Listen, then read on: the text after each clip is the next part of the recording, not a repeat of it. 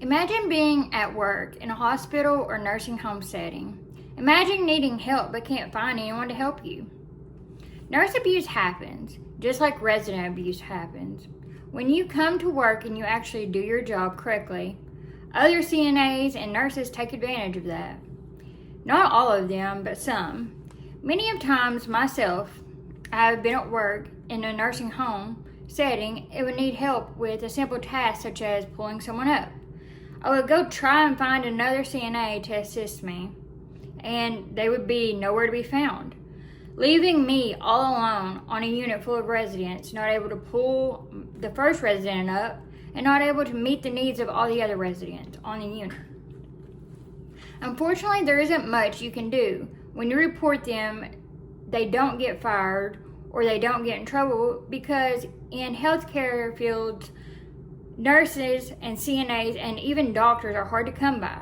So they view it as it's another body to be filled as the job.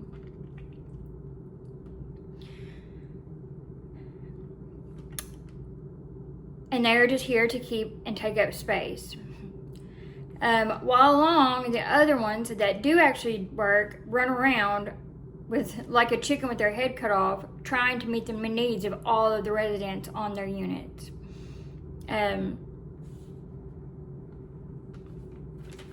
Getting stuck to do most of the work on the unit. In my opinion, that is why they can't keep nurse aides in most facilities, sadly. I know that resident abuse is a big thing people speak about, but no one ever speaks about the few nurses that put the work in and put their heart and soul into their work, while other nurses go hide in other residents' rooms or go just hide in the bathroom for 30 minutes to an hour, leaving that one nurse or CNA to pass all the trays at each mealtime, pick up all the trays at each mealtime, passing all the fluids every 2 hours, and doing check and changes on the opposite hours with no help.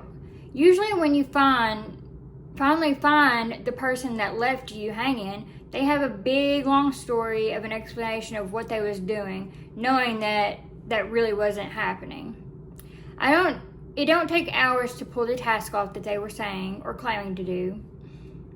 Then they always disappear surprisingly at the times of the day when it is the busiest, such as when trays are being passed, or when it is check and change time, or when it is time to pass fluids. A lot of times nurses also, or CNAs also, will sit at the desk and do nothing while the one nurse will answer call lights that go off every single time. When the nurse that actually did her job, plus some, always goes home so tired. She is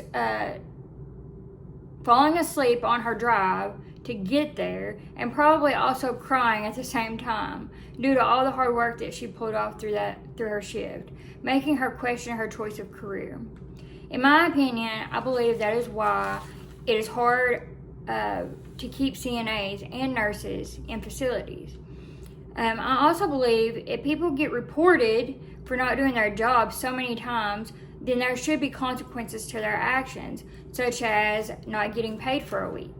Maybe that would fix the problem. Getting suspended for a week and not getting pay would maybe open their eyes to they need their job and they need their money to be able to survive. In today's society, a lot of people like the title of being a nurse but don't like the duties that come with it. I think that there should be more training when it comes to becoming a CNA or a nurse at that. But that's just my opinion and what I've been through personally as a CNA. I have spent a lot of my time working, and I would be put on units with other CNAs that would take off and leave and would leave me doing the job by myself. And every time that I would go home that night, it really would make me question, do I want to go back to work here, or do I want to pick another job somewhere else.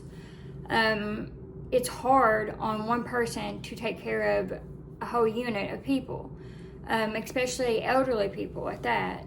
I mean, all people need to be taken care of in hospital settings, but when it comes to the elderly, they're more sick, they're more fragile, they need a lot more attention, you know. And I believe that it's really sad that if you don't want to be a nurse and you don't want to put the work in to be that nurse, then don't do it. Don't work there.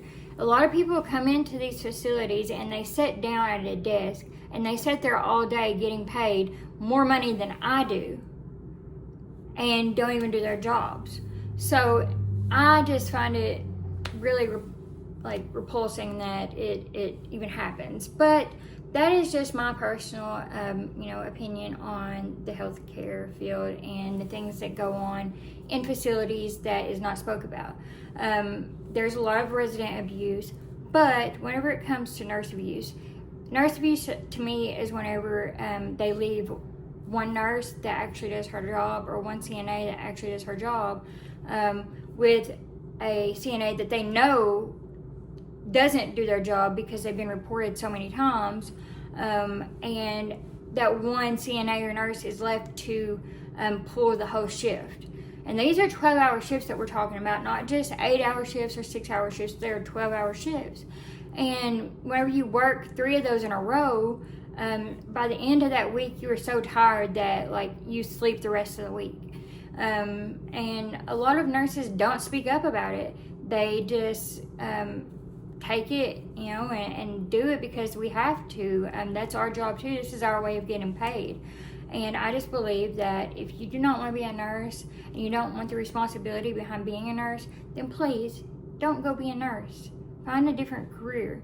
Because the ones of us that actually do put our hearts into this, we need help. We need sincere help. People that actually want to help and be there. Thank you so much. My name is Mackenzie Tyra. I'm doing this for my class from Maysville Community and Technical College. Thank you. Bye.